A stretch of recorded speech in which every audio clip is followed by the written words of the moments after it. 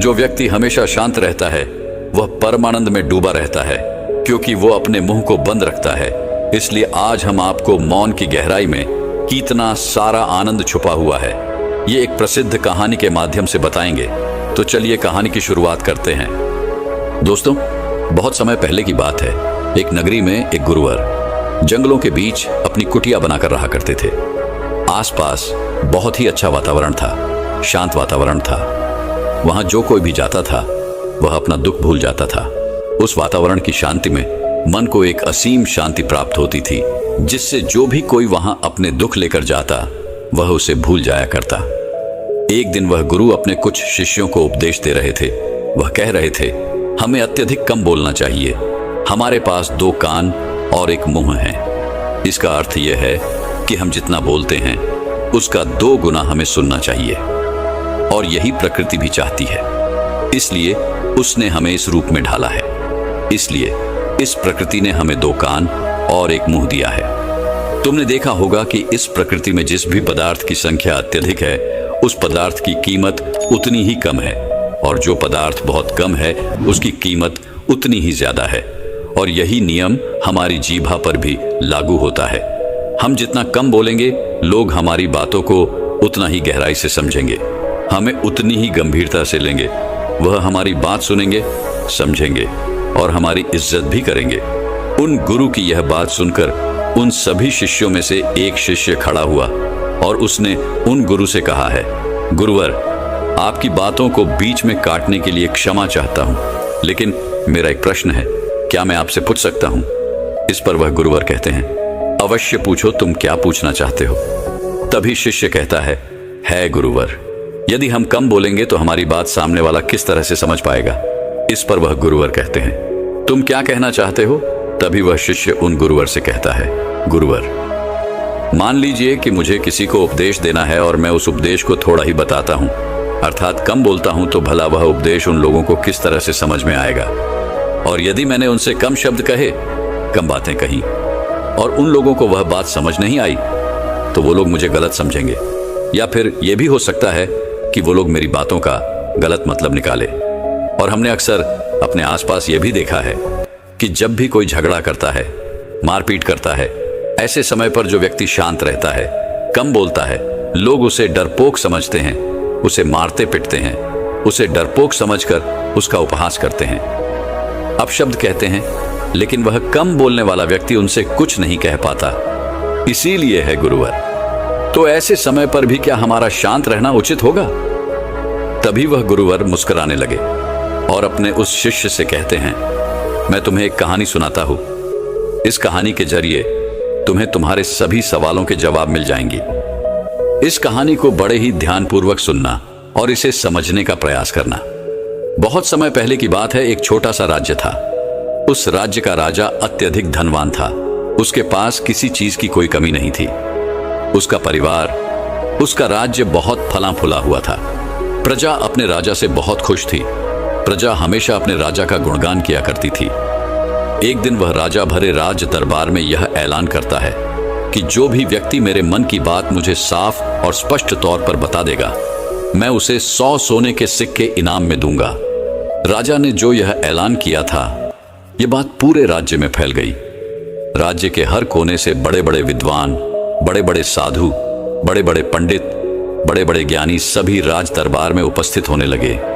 कोई कहता कि है राजन, आप बहुत धनी हैं, तो कोई कहता आप बहुत विद्वान हैं। कोई उनकी राज्य की प्रशंसा करता, तो कोई उनकी वीरता की गुण गाता। कोई उनकी प्रजा के बारे में कहता, तो कोई उनकी ज्ञान की बातें करता। लेकिन सभी की बातें सुनकर राजा केवल एक ही बात कहता था, नहीं, इनमें से कोई भी बात मेरे मन में नहीं है। इनमें से कोई भी बात मेरे दिल की है ही नहीं। सभी ने बहुत प्रयत्न किए, सभी ने बहुत अच्छी अच्छी बातें उस राजा को बताई, लेकिन राजा हर बार केवल एक ही बात कहता था कि जो भी बातें आप लोगों ने कही हैं, ऐसी कोई भी बात मेरे मन में है ही नहीं। ये बात सुनकर वहां पर उपस्थित सभी लोग बहुत निराश हो चुके थे। किसी को कुछ समझ नहीं आ रहा था कि आखिर राजा के मन में क्या चल रहा है। राजा किस बात से प्रसन्न होंगे और कैसे उन्हें वह 100 सोने के सिक्के प्राप्त होंगे। जहां एक तरफ राज दरबार में बड़े बड़े विद्वान, पंडित साधु उपस्थित थे। वहीं दूसरी तरफ उसी नगर में एक गरीब ब्राह्मण भी रहता था। एक दिन उसकी पत्नी उस ब्राह्मण से कहती है, आप यहां बैठे बैठे क्या कर रहे हो? राज दरबार में जाओ। राजा ने ऐलान किया है कि जो भी उनके मन की बात उन्हें बताएगा, उन्हें वह 100 सोने के सिक्के इनाम में देंगे। यह आवाज सुनने के बाद से बड़े बड़े विद्वान, बड़े बड़े पंडित, बड़े बड़े साधु और बड़े बड़े ज्ञानी राजा के दरबार में उपस्थित हैं और उन्हें तरह तरह की बातें बता रहे हैं। आप भी वहां क्यों नहीं जाते? आप भी वहां जाओ। राजा को उनके मन की बात बताओ ताकि राजा प्रसन्न हो सके और आपको इनाम में 100 सोने के सिक्के दें। अपनी पत्नी की यह बात सुनकर वह ब्राह्मण कहता है, तुम मूर्ख हो क्या? वे लोग राजा के बड़े खास लोग हैं, वो बड़े विद्वान हैं, पंडित हैं, ज्ञानी हैं उनके सामने। भला मैं क्या हूं? वह काम बड़े बड़े पंडितों का है, बड़े बड़े साधुओं का है, जिसने भी इस दुनिया का बहुत सारा ज्ञान अर्जित किया होगा। यह उसी के बस की बात है, मेरे बस की नहीं। वैभव राजा के मन की बात किस तरह समझ सकता हूं? हम गरीब हैं और हमें उस राज दरबार में जाने के लिए भी अनुमति चाहिए, और ऐसे में तुम मुझे उस राज दरबार में भेजना चाहती हो? यदि मैंने उनके मन की बात कह भी दी तो वह भला हमें 100 सोने के मोहरे क्यों देंगे? अपने पति की यह बात सुनकर उसकी पत्नी कहती है, ओहो, मुझे कुछ नहीं पता। आप उस राज दरबार में जाइए और जैसा मैं कहती हूं बिल्कुल वैसा कीजिए। जब आप उस राज दरबार में जाएंगे और राजा जब आपकी तरफ देख रहे होंगे, तब आपको पूर्व दिशा की तरफ अपनी एक उंगली उठा देनी है। और मुझे पता है कि राजा बहुत समझदार है, वह आपकी बात जरूर समझ जाएगा और आपको 100 सोने के सिक्के इनाम में देगा। अपने पत्नी की यह बात सुनकर वह ब्राह्मण जोर से हंस पड़ता है और कहता है, अरे तुम मूर्ख हो गई हो क्या? तुम्हें क्या लगता है एक पूर्व दिशा में मेरी एक उंगली उठाने से राजा मुझे 100 सोने के सिक्के दे देगा और वहां पर जो बड़े बड़े विद्वान, पंडित, साधु और ज्ञानी बैठे हुए हैं, वो लोग चुपचाप केवल नजारा देखते रहेंगे? क्या वह कुछ नहीं कहेंगे? इस पर उस ब्राह्मण की पत्नी कहती है, मैंने आपसे जितना कहा है आप बस उतना कीजिए और आप देखेंगे कि राजा आपको ही 100 सोने के सिक्के इनाम में देंगे। ब्राह्मण की पत्नी जैसे तैसे अपने पति को मना लेती है। अगले ही दिन वह ब्राह्मण राज दरबार में पहुंचता है। वह ब्राह्मण बहुत ही डरा सहमा हुआ था। इतने लोगों की भीड़ को देखकर वह बहुत डर रहा था, लेकिन वह अपनी पत्नी की बात मानकर उस राज दरबार में उपस्थित खड़ा रहा। जैसे ही राजा की नजर उस ब्राह्मण पर पड़ी, वह ब्राह्मण अपनी पत्नी की बात मानते हुए एक उंगली पूर्व दिशा की तरफ उठा देता है। यदि राजा बहुत प्रसन्न होता है और राजा तुरंत ही उसे 100 सोने के सिक्के इनाम में देता है। ये सब देख वहां पर उपस्थित बड़े बड़े विद्वान, पंडित, साधु और ज्ञानी सभी लोग आश्चर्यचकित रह गए कि आखिर ऐसा इसने क्या कह दिया जो राजा को बहुत अच्छा लगा। हर कोई यह सोचकर हैरान था कि इस ब्राह्मण ने तो केवल एक उंगली ही उठाई थी और इसे 100 सोने के सिक्के मिल भी गए। यह सब देखकर वहां पर उपस्थित हर कोई अचरज में था और वह ब्राह्मण अपने 100 सोने के सिक्के लेकर अपने घर लौट गया और खुशी खुशी वह 100 सोने के सिक्के अपनी बीवी के हाथ में रख देता है और कहता है, राजा ने मुझे ये 100 सोने के सिक्के इनाम में दिए हैं और जैसा कि तुमने कहा था, मैंने पूर्व दिशा की तरफ केवल एक उंगली ही उठाई थी, लेकिन मैं अब तक यह समझ नहीं पाया कि इसका अर्थ क्या हुआ। उस राजा को मेरी इस एक उंगली से क्या समझ में आया? उस ब्राह्मण की पत्नी उस ब्राह्मण से कहती है, यह सब जाने दो, आपको यह बात बताकर कोई मतलब नहीं। आप बैठ जाओ और कल फिर आपको उसी राज दरबार में फिर जाना है। वह ब्राह्मण कहता है, कल फिर जाना है? नहीं नहीं, मैं नहीं जाऊंगा। वैसे भी आज सभी लोग मुझे घूर घूर कर देख रहे थे, न बाबा न मैं नहीं जाऊंगा। लेकिन जैसे तैसे उसकी पत्नी उसे समझा लेती है। अगले दिन ब्राह्मण एक बार फिर तैयार होता है और अपनी पत्नी से पूछता है, अच्छा बताओ आज मुझे क्या करना है? तभी उस ब्राह्मण की पत्नी कहती है, आज आपको पश्चिम दिशा की तरफ अपनी एक उंगली उठानी है। वह अपनी पत्नी की बात मानकर फिर से एक बार राज दरबार पहुंच जाता है। जैसे ही राजा की नजर उस पर पहुंचती है, वह ब्राह्मण अपनी एक उंगली पश्चिम दिशा की ओर उठा देता है। यह देख राजा एक बार फिर प्रसन्न हो जाता है। वह राजा उन्हें 100 सोने के सिक्के फिर से इनाम दे देता है। यह सब देखकर वहां पर उपस्थित हर कोई बड़ा हैरान थे। हर कोई अचरज में था कि आखिर ये सब हो क्या रहा है। हम यहाँ पर अच्छी अच्छी बातें बता रहे हैं, राजा को तरह तरह का ज्ञान दे रहे हैं, लेकिन राजा उससे प्रसन्न नहीं हो रहे। और यह ब्राह्मण है कि केवल एक उंगली उठाता है और राजा उसकी बातों से खुश हो जाते हैं, उसे 100 सोने के सिक्के ही इनाम में दे देते हैं।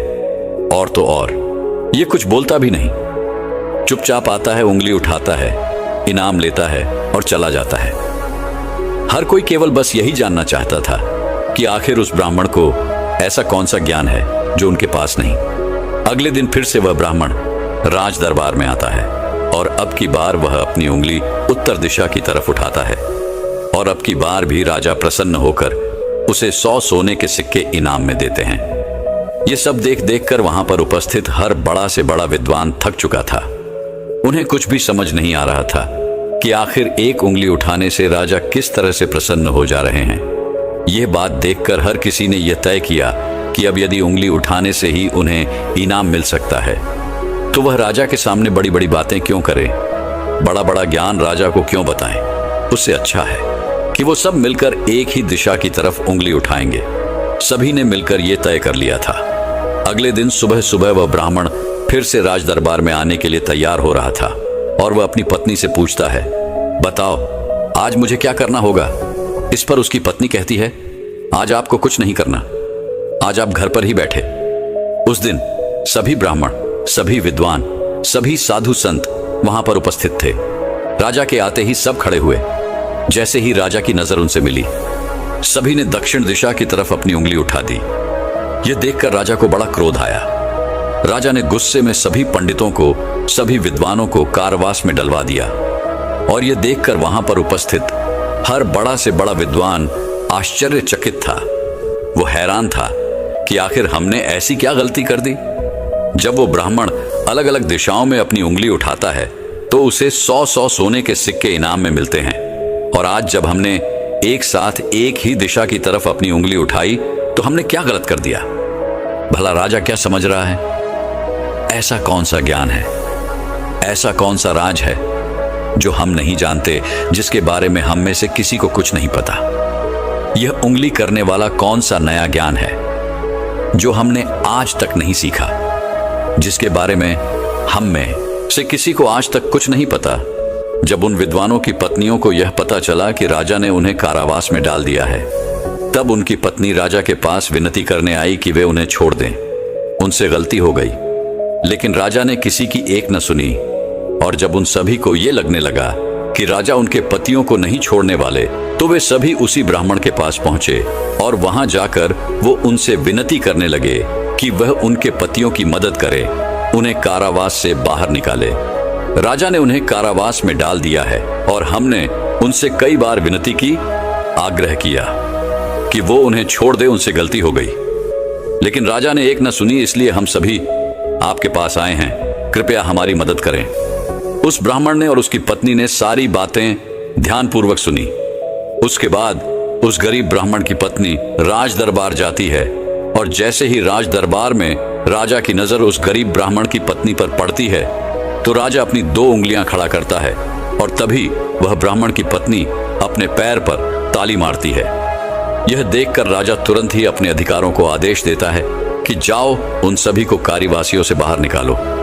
यह सब देखकर वहां पर जो उपस्थित पंडित थे, उनकी हैरानी का कोई ठिकाना नहीं रह गया था। उन्हें यह समझ ही नहीं आ रहा था, क्या आखिर यह कौन सी विद्या है, यह कौन सा ज्ञान है। कभी वह ब्राह्मण एक उंगली खड़ी करता है, कभी राजा 2 उंगलियां खड़ी करता है, और कभी यह ब्राह्मण की पत्नी अपने टांगों पर ताली पीटती है।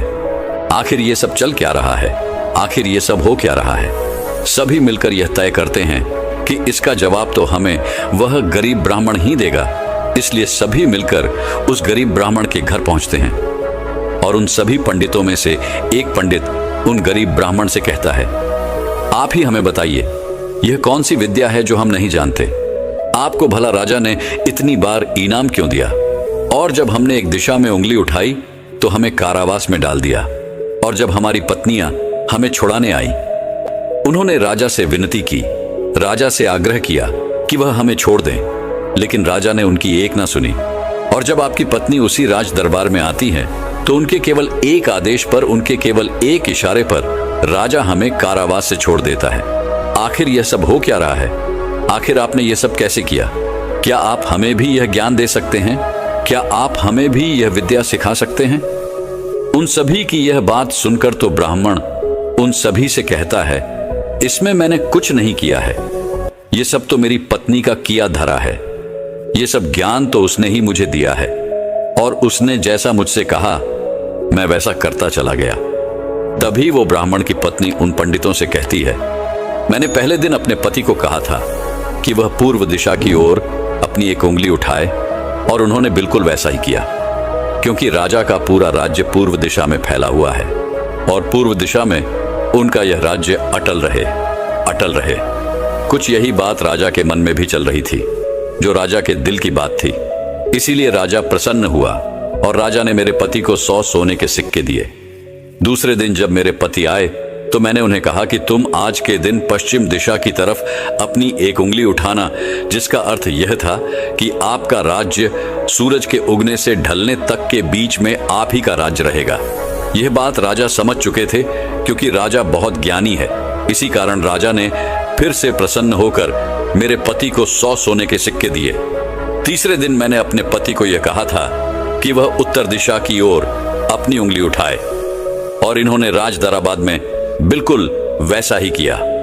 उत्तर दिशा की तरफ उंगली उठाने का अर्थ यह था कि जिस प्रकार इस राज्य के जो पहले राजा थे उनका राज्य अटल था, ठीक उसी प्रकार आपका राज्य भी अटल रहेगा। और यह बात भी राजा के मन की ही थी, जिस कारण राजा ने प्रसन्न होकर उन्हें 100 सोने के सिक्के इनाम दिए। लेकिन चौथे दिन जब मेरे पति तैयार होकर राज दरबार के लिए निकल रहे थे, तब मैंने इन्हें मना कर दिया। मैंने इन्हें घर पर ही बिठा दिया, क्योंकि मैं जानती थी अब आगे हमें कोई भी सोने के सिक्के नहीं मिलने वाले। उनके मन की जो भी बातें थी वो हमने पहले ही कर दी थी। लेकिन उसी वक्त आप लोगों की मूर्खता के कारण आप सभी ने दक्षिण दिशा की तरफ उंगली उठा दी, और इधर तो राजा रावण का राज्य चला गया। उसे मार दिया गया था, इसलिए राजा ने इसे एक गलत निर्देश समझा, एक गलत संदेश माना, और आप सभी को कारावास में डाल दिया। तभी उन सभी पंडितों में से एक पंडित यह कहता है कि यह सब तो ठीक है, लेकिन आपने हमें बाहर कैसे निकाला, जबकि राजा ने तो हमें बाहर निकाले से मना कर दिया था। तभी वह ब्राह्मण की पत्नी कहती है, जब मैं अपने हाथों में चारा लेकर राज दरबार पहुंची तो राजा ने 2 उंगली खड़े कर दी, और मैं उनका संदेश समझ चुकी थी। इसलिए मैंने अपने हाथों से अपने पैरों पर काली पीटी, जिसका अर्थ यह था कि यह तो केवल जानवरों की जैसे हैं, ये तो केवल खाने वाले हैं। राजा का अर्थ यह था कि जानवर 2 प्रकार के होते हैं, सिंह वाले और बिना सिंह वाले, और मेरे ताली पीटने का अर्थ यह था ये तो बिना सिंह वाले हैं, और इनसे आपको कोई नुकसान नहीं। ये तो केवल खाने वाले जानवरों में से हैं, ये आपको कभी भी नुकसान नहीं पहुंचा सकते। और इसी कारण राजा ने आप सभी को कारावास से बाहर निकाल दिया।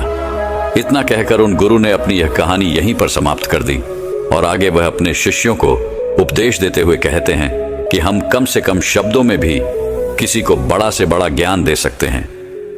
इससे यह भी साबित होता है कि हम कम से कम शब्द बोलकर अपना ज्ञान किसी को भी समझा सकते हैं। लेकिन यहां पर एक बात और समझने वाली यह है कि जो ज्ञान अर्जित कर रहा है, जिसे हम यह ज्ञान दे रहे हैं, वह अभी उस ज्ञान को समझने वाला होना चाहिए, ज्ञानी होना चाहिए। तभी तो ज्ञान देने का हमारा मकसद पूरा हो सकेगा। अन्यथा हम चाहे कितने भी शब्द बोले, उसे कितना भी समझा ले, उसे कितना भी ज्ञान क्यों ना दे दे, हमारा मकसद कभी पूरा नहीं हो पाएगा, क्योंकि वह हमारी बातें कभी समझ ही नहीं पाएगा। वह तो एक जानवर की तरह होगा जिसे ज्ञान देकर हमारा कोई लाभ नहीं होगा। अज्ञानी को ज्ञान देकर हमें कोई लाभ नहीं। हाँ, यदि आप अज्ञानी को ज्ञान देना ही चाहते हैं तो इसका अर्थ यह नहीं कि आप ज्यादा शब्दों का उपयोग करें। आप बहुत कम शब्दों में भी उसे वह ज्ञान दे सकते हैं। आगे वह गुरुवर अपने सभी शिष्यों से कहते हैं कि हमें अपने जीवन में इन 5 परिस्थितियों में हमेशा चुप रहना चाहिए। जब भी कोई इन 5 परिस्थितियों के समय पर बहुत कम बोलता है या फिर बोलता ही नहीं है, तो ऐसे लोगों को इज्जत दी जाती है, उनका सम्मान किया जाता है, उन्हें एक अलग नजर से देखा जाता है। ऐसे लोगों को लोग ज्ञानी समझते हैं, क्योंकि उन्हें पता है कब और कहां बोलना है और कितना बोलना है। सबसे पहली बात बताते हुए वह गुरुवर कहते हैं कि जब कोई व्यक्ति तुम्हारी भावनाओं को, तुम्हारे शब्दों को नहीं समझ पा रहा, ऐसी परिस्थिति में इंसान का चुप रहना ही उचित है, क्योंकि हम में से अधिकांश से लोग बेवजह ही अपने दुख, अपनी पीड़ाएं, अपनी तकलीफें लोगों के साथ साझा करने की आदत होती है। लेकिन वो यह नहीं जानते कि जिन्हें वो अपनी तकलीफें साझा कर रहे हैं उन्हें आपकी तकलीफों से कोई मतलब नहीं। वह तो आपकी तकलीफों का फायदा उठाना चाहते हैं। वह तो आपकी तकलीफों को सुनकर मन ही मन में खुश हो रहे हैं, क्योंकि उन्हें अब यह पता चल चुका है कि जितना कुछ वो आपको समझते थे, जितना सुखी वो आपको समझते थे, आप अंदर से उतने सुखी हैं नहीं। आपका सुख चैन लुट चुका है और यह जानकर उन्हें बहुत प्रसन्नता होती है। वह बहुत खुश होते हैं और ऐसे समय पर वह आपका साथ भी छोड़ देते हैं, क्योंकि कोई भी एक दुखी व्यक्ति के साथ रहना पसंद नहीं करता।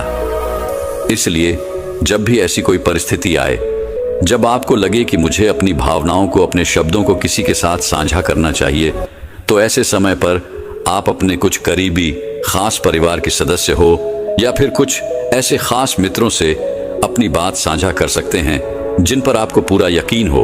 और अन्यथा यदि आप किसी और के साथ अपने मन की यह बातें साझा करेंगे तो वो लोग आपको बेवकूफ़ी समझेंगे और ऐसे समय पर आप केवल मजाक के पात्र ही बनेंगे। दूसरी जगह जहां पर हमें चुप रहना चाहिए, जब हमें किसी विशेष मौके के बारे में अधूरी जानकारी हो, किसी विशेष घटना के बारे में जब हम नहीं जानते, जब हमें अधूरा ज्ञान हो, तो ऐसे मौके पर हमेशा चुप रहना चाहिए। हम में से अधिकांश लोगों को यह शौक होता है कि वे अपने ज्ञान का प्रदर्शन करें, लेकिन अधिकांश लोगों को आपने देखा होगा कि उन्हें उस विषय के बारे में अधूरा ज्ञान होता है, जिस कारण वह हर समय लोगों के बीच मजाक का पात्र बनते हैं। लोग उनकी खिल्ली उड़ाते हैं, उनका मजाक बनाते हैं और ऐसे व्यक्तियों को लोग कभी गंभीरता से नहीं सुनते, उन्हें कभी गंभीरता से नहीं लेते। जो भी बातें हमने इधर उधर से सुनी हैं, जिनका हमें ज्ञान नहीं है, उन बातों को लेकर हमें कभी भी दूसरों को नहीं समझाना चाहिए, ना ही अपनी बातों को दूसरों से मनवाना चाहिए। आगे गुरुवर अपने शिष्यों को तीसरी बात बताते हुए कहते हैं, जब कोई इंसान किसी दूसरे व्यक्ति की बुराई कर रहा हो तो ऐसे समय पर तुम्हें चुप रहना चाहिए, क्योंकि ऐसा व्यक्ति कभी किसी का नहीं होता। तुम जिस नकारात्मक बातों का हिस्सा बनने जा रहे हो, वह नकारात्मक बातें तुम्हारे मन में प्रवेश करती चली जाएंगी और धीरे धीरे यह नकारात्मक बातें तुम पर हावी होने लगेंगी और फिर तुम भी उसी की तरह नकारात्मक बातें सुनने लगोगे, सोचने लगोगे और करने लगोगे। इसीलिए कभी भी इन चीजों का हिस्सा न बने, क्योंकि जो व्यक्ति तुम्हारे सामने किसी तीसरे व्यक्ति की बुराई कर रहा है, ऐसा जरूरी नहीं कि वो तुम्हारी बुराई उस तीसरे व्यक्ति के सामने ना कर रहा हो। ऐसे व्यक्ति कभी किसी के नहीं होते, वह पीठ पीछे एक दूसरे की बुराई करते ही रहते हैं। इसलिए जब भी कोई व्यक्ति तुम्हारे सामने किसी तीसरे व्यक्ति की बुराई कर रहा हो, तो तुम्हें उसकी बातें केवल ध्यानपूर्वक सुननी है, लेकिन उस पर कोई भी प्रतिक्रिया नहीं देनी। आगे वह गुरुवर अपने शिष्यों को अगली बात बताते हुए कहते हैं, जब कोई व्यक्ति तुम पर गुस्सा कर रहा हो, तुम पर चिल्ला रहा हो, तुम्हारा अपमान कर रहा हो, तुम्हें अपशब्द कह रहा हो, ऐसे वक्त पर तुम्हें शांत रहना चाहिए, चुप रहना चाहिए, क्योंकि तुम्हारे मौन से बड़ा और कोई हथियार नहीं। तुम चुप रहकर उसके सभी सवालों का जवाब उसे दे सकते हो, और तो और तुम चुप रहकर उसके गुस्से को शांत करने में उसकी मदद भी कर सकते हो। और ऐसा करने से तुम इस परिस्थिति को और बिगड़ने से बचा सकते हो। और देखना, जब गुस्सा करने वाला व्यक्ति शांत होगा, जब उसका गुस्सा शांत हो जाएगा, तो उसे अपनी गलती का एहसास भी होगा और वह तुमसे माफी भी मांगेगा। इसलिए तुम्हें ऐसे जगहों पर चुप रहना चाहिए, किंतु तुम्हें हर जगह पर चुप भी नहीं रहना चाहिए। जब तुम्हें लगे कि कोई व्यक्ति गलत कर रहा हो, तो उसका विरोध कर शांत मत रखो, क्योंकि यदि तुम ऐसी परिस्थिति में चुप रहोगे तो वह तुम्हें कमजोर समझेगा, तुम्हें डरपोक समझेगा और तुम्हारे इस कमजोरी का फायदा भी उठाएगा। गुस्से का ये जो तरीका है, ये केवल अपनों के साथ ही अच्छा है, जैसे तुम्हारा परिवार, सगे संबंधी, तुम्हारे खास मित्र। लेकिन हर इंसान के सामने तुम्हें ऐसे नहीं रहना। यदि तुम्हारे साथ कोई गलत कर रहा हो, तो इसका जवाब तुम्हें उसे अवश्य देना चाहिए। आगे वह गुरुवर अपने शिष्यों को पांचवी बात बताते हुए कहते हैं कि जब कोई व्यक्ति अपने मन की बात, कोई घटना या कोई दुख भरी बातें तुम्हारे साथ साझा कर रहा हो, तो ऐसी स्थिति में हमें चुप रहकर ध्यानपूर्वक उसकी सारी बातें सुननी चाहिए। आपने तो देखा ही होगा, जब हम अपनी परेशानी किसी के साथ साझा कर रहे होते हैं, उसी वक्त हमारा कोई ऐसा मित्र या फिर कोई ऐसा सगा संबंधी अवश्य होता है जो हमारी बात पूरी करने से पहले हमें समाधान देना शुरू कर देता है। और जब कोई ऐसा करता है तो हमारे मन में क्रोध उत्पन्न होता है। हम उस व्यक्ति से बात तक करना पसंद नहीं करते, जबकि ऐसी परिस्थिति में हमें शांत रहना चाहिए, क्योंकि सामने वाला हमसे यही उम्मीद करता है। हम शांत रहकर उसकी सारी बातें ध्यानपूर्वक सुने, जिससे जब वह अपनी बात पूरी करे तो उसे शांति का अनुभव हो। और जब हम ऐसा करते हैं तो उसके मन में हमारे लिए और भी इज्जत बढ़ जाती है। वह यह जान पाता है कि कोई तो है जो हमारी बातें सुनता है, हमें समझता है, जिससे वह तुम्हारी और भी इज्जत करता है, वह तुम्हारा और भी सम्मान करने लगता है। इसलिए ऐसी परिस्थितियों में हमें चुप रहना चाहिए। इतना कहकर वह गुरुवर आगे कहते हैं कि इन 5 स्थितियों को हमेशा याद रखना, और यहाँ पर इंसान को हमेशा कम ही बोलना चाहिए, क्योंकि इंसान एक दुकान की तरह है और दुकान का ताला है हमारी जीभा। और जब इस ताले से हमारी दुकान खुलती है, अर्थात हमारे अंदर की बातें जब बाहर आती हैं, तभी पता चलता है कि यह इंसान अंदर से कोयले का है या फिर सोने का। इसीलिए कम बोलें, लेकिन अपने शब्दों की कीमत बढ़ा दें। और यह तभी होगा जब आप हर परिस्थितियों में सोच समझकर बोलेंगे, कम बोलेंगे और उचित बोलेंगे। तो चलिए दर्शकों, अब हर व्यक्ति का कर्म कैसे वापस लौट के आता है, इस विषय पर एक अद्भुत अगली कहानी की शुरुआत करते हैं। दोस्तों, कहा जाता है कि कर्म किसी मनुष्य का मोहताज नहीं होता, बल्कि हम मनुष्य कर्मों के मोहताज अवश्य होते हैं, क्योंकि कर्म सर्वोपरि है, सर्वश्रेष्ठ है। और यदि कोई मनुष्य ये सोचता है कि वो कोई कर्म नहीं करता, तो ये उसकी सबसे बड़ी भूल है, क्योंकि बिना कर्म के कोई भी मनुष्य एक पल के लिए भी जीवित नहीं रह सकता। क्योंकि यह संसार इसी तरह से बनाया गया है, और इस संसार में हर एक मनुष्य अपना कर्म अवश्य करता है, वो चाहे या ना चाहे, लेकिन उसे कर्म तो करने ही पड़ते हैं, और ये जरूरी भी है। और ऐसा कोई जरूरी नहीं है कि हर मनुष्य रोज रोज पूजा पाठ करे, मंदिर जाए, दान दक्षिणा दे, बल्कि जरूरी तो यह है कि वो इंसान कुछ ऐसे कर्म करे कि जहां पर भी वो जाए लोग उसका सम्मान करें, उसका आदर करें। और जो कोई मनुष्य प्रकृति के हर एक नियमों का पालन करता है, वह परमात्मा के करीब होता है। और यदि परमात्मा भी इस संसार में जन्म लेते हैं, तो उन्हें भी इस संसार के नियमों का पालन करना ही पड़ता है। उन्हें अपने जीवन में कर्मों को करना ही पड़ता है। इससे कोई मुक्त नहीं हो सकता, क्योंकि यही इस संसार का नियम है। पर यहाँ पर कर्म भी 2 प्रकार के होते हैं, अच्छे और बुरे। यदि कोई अच्छा मनुष्य है, जिसकी सोच अच्छी है, सकारात्मक है, जो लोगों के प्रति दया का भाव रखता है, वह मनुष्य हमेशा अच्छे कर्म करता है। वहीं पर जिस मनुष्य के अंदर द्वेष है, घृणा है, लालच है, जो लोगों के प्रति ईर्ष्या रखता है, वह बुरे कर्म करने से पीछे नहीं हटता।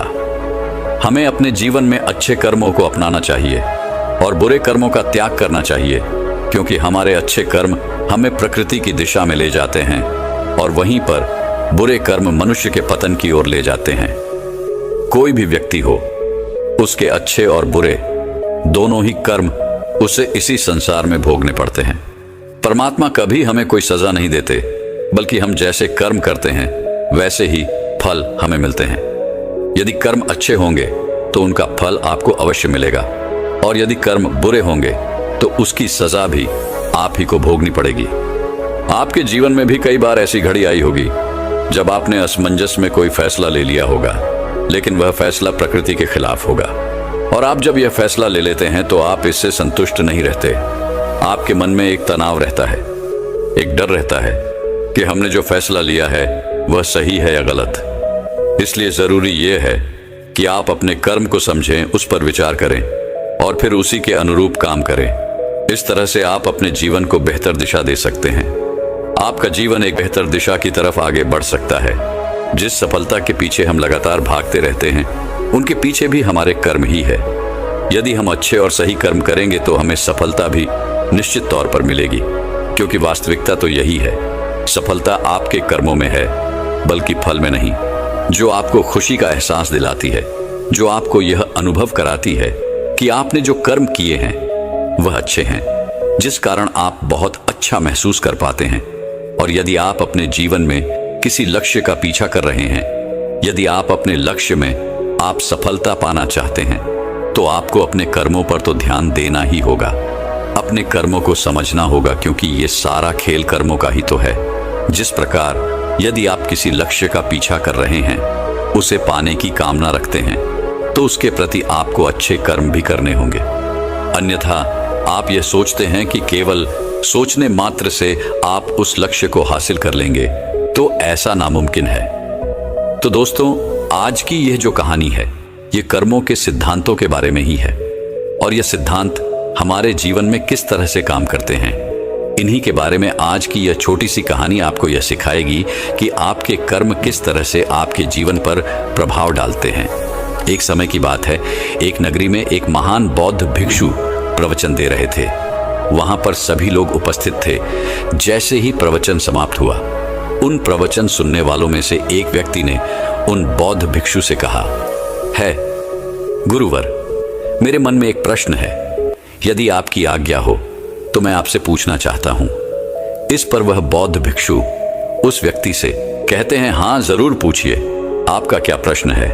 इस पर वह व्यक्ति उन बौद्ध भिक्षु से कहता है गुरुवर, मैं अपने जीवन में सभी कार्य करता हूं, मैं कभी किसी का बुरा नहीं सोचता, बुरा नहीं करता, फिर भला मेरे साथ बुरा क्यों होता है? मैंने तो किसी का बुरा नहीं किया, मैं हमेशा अच्छे कर्म करने की तलाश में रहता हूं, मैं हमेशा अच्छे कर्म करता हूं, फिर भला मेरे साथ ऐसा क्यों होता है? मुझे हमेशा दुख क्यों झेलना पड़ता है? जब मैं कुछ बुरा करता ही नहीं हूं, तो फिर भला मेरे ऊपर दोष क्यों मार दिया जाता है? क्या आप मुझे यह बता सकते हैं कि मेरे कर्म सही हैं या गलत? क्या आप मुझे कर्मों के बारे में स्पष्ट तौर पर समझा सकते हैं? क्या आप मुझे कर्मों के उन सिद्धांतों के बारे में बता सकते हैं जिसकी मदद से मैं अपने कर्मों को और सुधार सकूं? मैं यहां पर यह जानने आया हूं कि मेरे इतने अच्छे कर्म करने के बाद भी मुझे दुख क्यों मिलता है, मुझे हमेशा तकलीफें क्यों उठानी पड़ती हैं। और मैंने तो यह भी देखा है कि जो मनुष्य दूसरे को तकलीफ देता है, दूसरों के प्रति मन में ईर्ष्या रखता है, वह हमेशा खुश रहता है, उसके साथ हमेशा अच्छा होता है। ऐसा क्यों? उस व्यक्ति की सारी बात उन बौद्ध भिक्षु ने बड़े ही ध्यानपूर्वक सुनी, और उसके बाद उन्होंने उस व्यक्ति से कहा, अच्छा, तुम्हें ऐसा क्यों लगता है कि तुम अच्छे कर्म कर रहे हो, और जो तुमने अच्छे कर्म किए हैं उसका फल भी तुम्हें नहीं मिला? और जैसा कि तुमने कहा, तुमने कुछ ऐसे लोगों को भी देखा है जो बुरे कर्म करते हैं, लोगों के प्रति ईर्ष्या रखते हैं, द्वेष रखते हैं, उन्हें उनके कर्मों का फल बुरा नहीं मिल रहा। इस पर वह व्यक्ति कहता है गुरुवर, मैंने कभी किसी का बुरा नहीं चाहा, न ही किसी का बुरा किया है, तो ये मेरे अच्छे कर्म ही तो किए हैं। इस पर वह बौद्ध भिक्षु मुस्कुराने लगे और उस व्यक्ति से कहते हैं, आज मैं तुम्हें कुछ ऐसे सिद्धांत बताने वाला हूं जिनके बारे में तुम्हें जानना आवश्यक है। कर्म किस तरह से काम करते हैं और इनका हमारे जीवन पर क्या प्रभाव पड़ता है, ताकि हम अपने जीवन से कुछ सीख सकें, अपने जीवन को एक सही दिशा दे सकें, और हम अपने इस जीवन को अपनी इच्छा अनुसार जी सकें। क्योंकि आप में से कईयों ने यह सुना होगा कि हमारे कर्म ही हमारा भाग्य है। इसलिए मैं आपको यह समझाना चाहता हूं कि हमारे कर्म कोई पत्थर की लकीर नहीं जिन्हें बदला नहीं जा सकता, बल्कि हम अपने जीवन को उन विचारों से, उन कार्यों से बदल सकते हैं जिन्हें हम अभी चुनते हैं। क्योंकि इस संसार में ऐसा कोई मनुष्य नहीं है जो बिना कर्म किए जीवित रह सके, क्योंकि हम में से हर एक व्यक्ति अपने जीवन में कर्म करता ही है, और हमारे द्वारा सुबह से लेकर रात तक होने वाली शारीरिक और मानसिक कार्य जो हमारे ऊपर असर डालते हैं, ये सब हमारे कर्म ही है। यह कर्म केवल वह नहीं जो हम बाहरी तौर पर करते हैं या फिर बाहरी तौर पर हमें दिखाई पड़ता है, बल्कि हमारे कहे गए शब्द, हमारे विचार, हमारे भाव, यह भी कर्म ही है। कोई भी ऐसा कर्म जिसका होने का कारण हम हैं, वह हमारे कर्म ही होते हैं। जैसे हमारा बैठना, उठना, चलना, पीना, खाना, सोचना, विचार करना, हमारे मन में उत्पन्न होने वाले भाव भी, यह सारे कर्म ही हैं। सबसे पहले तो तुम्हें यह समझने की आवश्यकता है कि इस ब्रह्मांड में जो भी ऊर्जा है उसका एक रूप है जिसमें हमारे विचार और भावनाएं भी शामिल हैं। जो निरंतर चलता रहता है। और फिर जब हम अपने विचार, अपनी भावनाओं को इस ब्रह्मांड की ओर छोड़ते हैं, चाहे वह अच्छे हों या बुरे, वह ऊर्जा कभी नष्ट नहीं होती, बल्कि यह तो किसी न किसी रूप में हमारे पास वापस लौट कर आती है। और यदि यह ऊर्जा सकारात्मक होगी तो इसका परिणाम आपको सकारात्मक मिलेगा, और वहीं पर यदि यह ऊर्जा नकारात्मक होगी तो इसका परिणाम आपको नकारात्मक ही मिलेगा। आगे वो बौद्ध भिक्षु उस व्यक्ति से कहते हैं कि मैं तुम्हें अब कर्मों के कुछ सिद्धांत के बारे में बताने वाला हूं। जीने जानने के बाद तुम्हें यह स्पष्ट हो जाएगा कि तुमने अच्छे कर्म किए या बुरे, और यह कर्म हमारे जीवन में किस तरह से असर डालते हैं, हमारे जीवन पर इसका किस तरह से प्रभाव पड़ता है। आगे वह बौद्ध भिक्षु उस व्यक्ति से कहते हैं कि कर्मों का पहला सिद्धांत यह कहता है कि हम जो भी विचार या ऊर्जा इस ब्रह्मांड को देते हैं वह हमारे पास अवश्य लौट कर आती है, फिर चाहे वह सकारात्मक हो या नकारात्मक। यदि तुमने अच्छी ऊर्जा ब्रह्मांड की ओर भेजी होगी तो तुम्हारे पास अच्छी ऊर्जा ही लौट कर आएगी। यदि तुमने नकारात्मक ऊर्जा इस ब्रह्मांड की ओर भेजी होगी तो नकारात्मक ऊर्जा ही तुम्हारे पास वापस लौटेगी, क्योंकि यह ब्रह्मांड अच्छे और बुरे का भेद नहीं समझता। अच्छा क्या है, बुरा क्या है, यह नहीं जानता। अच्छा और बुरा इसकी पहचान करना तो हमें आता है, इसलिए हमें अपने मन में अच्छे विचार रखने चाहिए ताकि आपको अच्छे फल मिल सके। वहीं पर अगर आप बुरे विचार रखते हैं तो उसके होने वाले दुष्परिणामों से भी आपको कोई नहीं बचा सकता, उसे आपको भोगना ही पड़ेगा। कर्मों का दूसरा सिद्धांत यह कहता है, हम अपने जीवन में जो कुछ भी पाना चाहते हैं पहले हमें खुद को उस लायक बनाना होगा।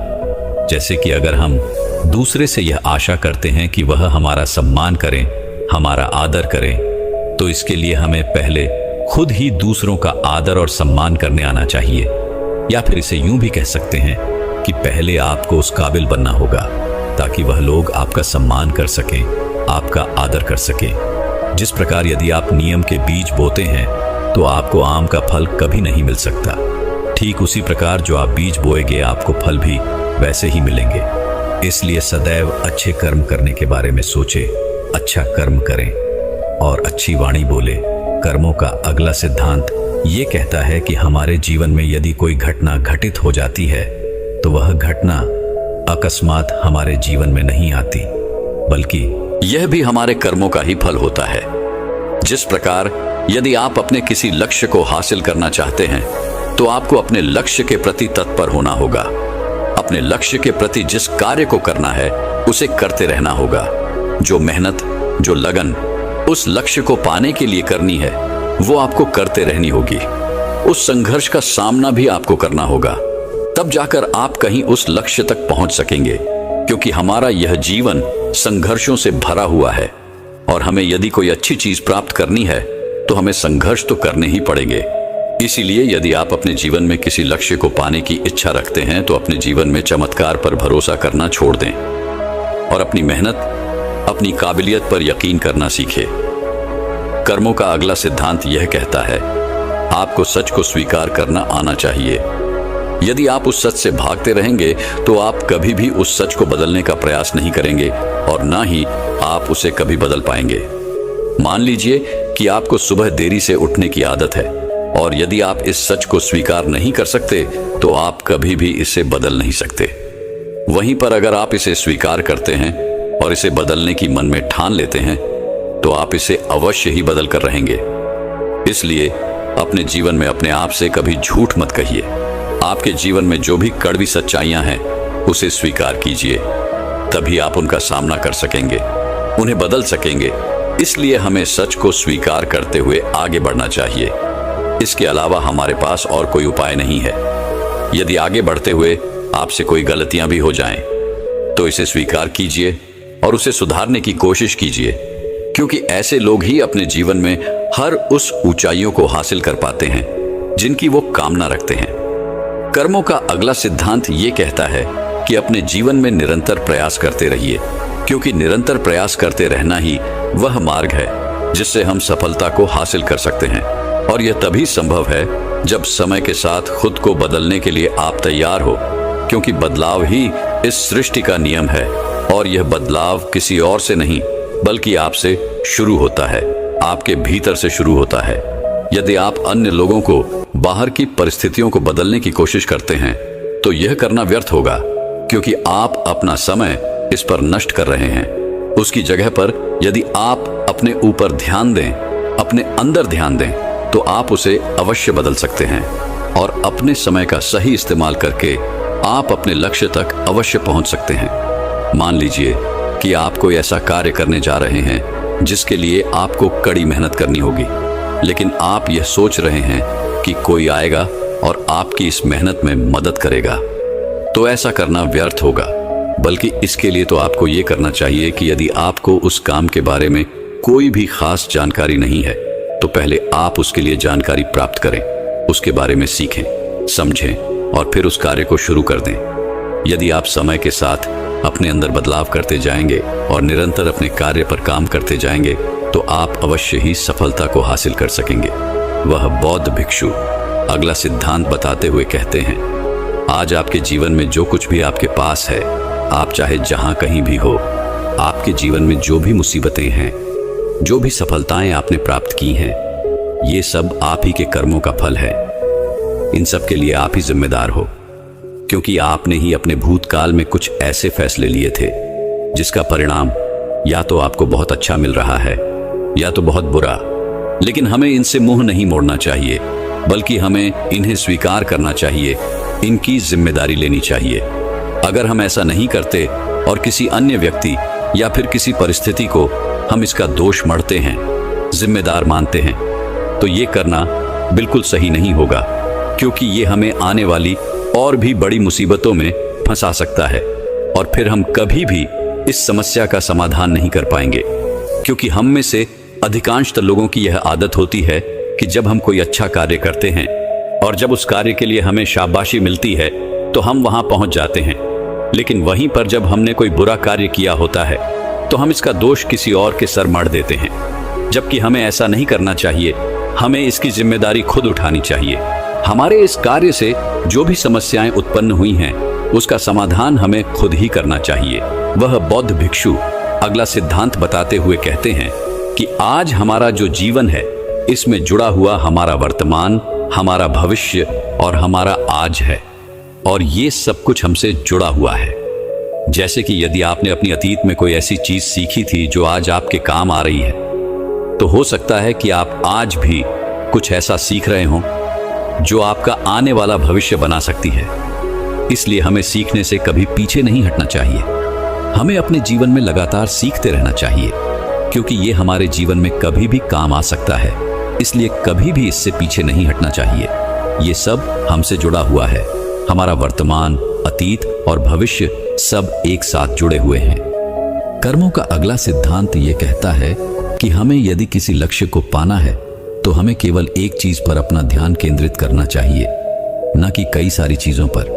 जब हम एक साथ बहुत सारी चीजों पर अपना ध्यान केंद्रित करने लग जाते हैं तो हमारे सीखने की गति धीमी हो जाती है और हम फिर किसी भी चीज को सीख नहीं पाते, जो हमारे जीवन में निराशा और नकारात्मकता का कारण बन जाता है। यदि मान लीजिए कि आप एक अध्यापक बनना चाहते हैं, तो अध्यापक बनने के लिए आपको अपना पूरा ध्यान केवल अध्यापिका की पढ़ाई पर लगाना चाहिए, न कि बहुत सारी अन्य चीजों पर। यदि आप पूर्ण रूप से केवल अध्यापिका की पढ़ाई पर ध्यान देते हैं तो आप अवश्य ही अध्यापक बन जाएंगे। और यदि आप उस समय पर अन्य सारी चीजों पर ध्यान देते हैं तो आपका ध्यान भटक जाएगा। ना तो आप अच्छी तरह से पढ़ाई कर सकेंगे और ना ही अपने लक्ष्य को प्राप्त कर सकेंगे, जिस कारण आपके जीवन में केवल निराशा और नकारात्मकता ही बचेगी और फिर आप कभी भी अपने लक्ष्य तक नहीं पहुंच सकोगे। कर्मों का अगला सिद्धांत ये कहता है कि जीवन में खुश रहो। अतीत के लिए पछताना बंद कर दो, भविष्य के लिए सोचना बंद कर दो और आज से और अभी से आप अपने वर्तमान पर ध्यान दो, क्योंकि अतीत तो बीत चुका है, उसे बदला नहीं जा सकता। और भविष्य की चिंता में रहने से हमारा आज खराब हो जाता है। हम अपने आज पर ध्यान नहीं दे पाते। और यदि आपको अपने भविष्य में कुछ हासिल करना ही है, किसी लक्ष्य को पाना ही है, तो उसके लिए आपको आज ही मेहनत करनी होगी। इसलिए अपने वर्तमान पर ध्यान दीजिए। यदि आप आज मेहनत नहीं करते हैं, आज वो चीजें नहीं सीखते हैं, तो आप अपने भविष्य में उन चीजों तक कभी नहीं पहुंच सकेंगे जिसकी आप कामना करते हैं, जिसके लिए आपने दिन रात मेहनत करने की सोची है। हमें अपने अतीत में की हुई गलतियों से सीखना चाहिए, ना कि उन्हें लेकर रोते रहना चाहिए। कर्मों का अगला सिद्धांत यह कहता है कि हमारा इतिहास तब तक दोहराता रहता है जब तक हम कुछ सीखकर आगे बढ़ने का रास्ता नहीं ढूंढ लेते। किसी भी काम को बार बार एक ही तरीके से करने पर अलग अलग परिणाम की उम्मीद करना मूर्खता है। इसलिए हमें अपने जीवन में सीखते रहना आवश्यक है, फिर वो चाहें अपनी गलतियों से ही क्यों ना हो, फिर वह चाहे किसी और की गलतियों से ही क्यों ना हो, लेकिन सीखना आवश्यक है। अपने जीवन में बदलाव लाना आवश्यक है, अन्य रास्तों की खोज करना आवश्यक है। मान लीजिए कि आप किसी ऐसे रास्ते पर चलना चाहते हैं जहां पर कई सारे कांटे हैं, और आपके पास जो ज्ञान है वो यही कहता है कि आपको इसी रास्ते से आगे बढ़कर जाना होगा। तो आप जब भी उस रास्ते से आगे बढ़ेंगे तो आपके पैरों में कांटे तो अवश्य चुभेंगे, जिससे आपको तकलीफ भी होगी और आप उस रास्ते पर चलने से डरेंगे भी, और उसका परिणाम भी आपको कुछ खास नहीं मिलेगा। लेकिन यहीं पर आप यदि अपनी इस गलती से सीख लें तो आप ये समझ सकते हैं कि आप कोई और रास्ता ढूंढ सकते हैं अपने उस मंजिल तक पहुंचने के लिए जहां पर कांटे ना हो, और वह रास्ता भी आपके लिए सही हो। क्योंकि एक ही गलती बार बार दोहराना आपको कभी भी अपने लक्ष्य तक पहुंचने नहीं देगा। इसलिए अपने रास्तों को बदलकर देखना भी जरूरी है। अपनी गलतियों से सीखना और उन्हें सुधारना भी बहुत जरूरी है। आखिरी सिद्धांत यह कहता है, हमारे जीवन में होने वाले बड़े बदलाव, इनके लिए थोड़ा समय लगता है। इसलिए जीवन में बड़ी सफलता लगातार प्रयास करते और लंबे समय तक धैर्य रखने से मिलती है। इसलिए यदि हम अपने जीवन में लंबे समय तक चलने वाले परिणाम चाहते हैं तो हमें धैर्य रखना भी आवश्यक है। यदि हम जल्दबाजी में ये सारे कार्य करें तो आगे चलकर हमें इसके परिणाम उतने अच्छे नहीं मिल पाते, और अगर हम धैर्य से कोई सही फैसला लेते हैं तो उसके परिणाम भी हमें लंबे समय तक और अच्छे मिलते हैं। जिस प्रकार यदि आप किसी आम का पेड़ लगाते हैं तो पेड़ लगाने के कुछ दिनों बाद ही वह बड़ा नहीं हो जाता और ना ही उसमें कोई फल मिलते हैं। यदि आपको आम के यानी कि उस फल की प्राप्ति करनी है तो उस पेड़ को बड़ा होने तक का समय आपको देना पड़ेगा, यानी कि धैर्य तो आपको रखना ही पड़ेगा। और यदि आपके पास धैर्य नहीं है तो आप उस पेड़ को नष्ट कर देंगे, जिससे आपको ना तो वो फल मिलेगा और ना ही वो परिणाम। और हम अपने जीवन में भी तो कुछ ऐसा ही करते हैं। जब हम किसी कार्य को शुरू करते हैं तो हम ये सोचते हैं कि हमें जल्दी जल्दी वो परिणाम मिल जाए ताकि हम अपने लोगों को बता सकें, अपने परिवार के साथ वो खुशियां बांट सकें। लेकिन आप ये भूल जाते हैं कि जब हम किसी कार्य को शुरू करते हैं तो उसमें हम बिल्कुल जीरो होते हैं, और 0 से 1 तक पहुंचने में हमें थोड़ा समय लगता है, और 1 से 10 तक पहुंचने में हमें थोड़ा और समय लगता है। लेकिन यह जो समय है, यह जो अनुभव है, यही आपको सिखाता है कि आपके जीवन में जो बड़े बदलाव आने वाले हैं उसके लिए आपको समय देना होगा, आपको ध्यान रखना होगा। तभी आप 0 से लेकर के 10 तक पहुंचने की क्षमता जुटा पाएंगे। और जब हम अपने अंदर वह जज्बा रखते हैं तो एक ना एक दिन हमें सफलता अवश्य मिलती है।